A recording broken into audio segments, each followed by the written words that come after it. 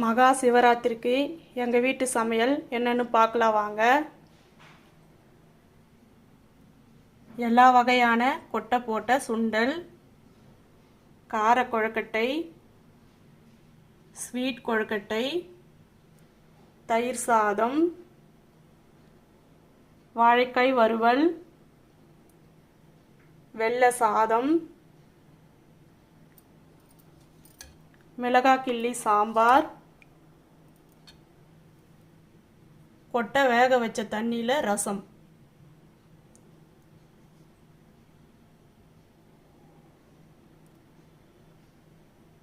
இதுதான் நாங்கள் மகா சிவராத்திரிக்கு எங்கள் வீட்டில் செஞ்ச சமையல். இந்த சமையல் பிடிச்சிருந்தா லைக் பண்ணுங்கள், ஷேர் பண்ணுங்கள், சப்ஸ்கிரைப் பண்ணுங்கள்.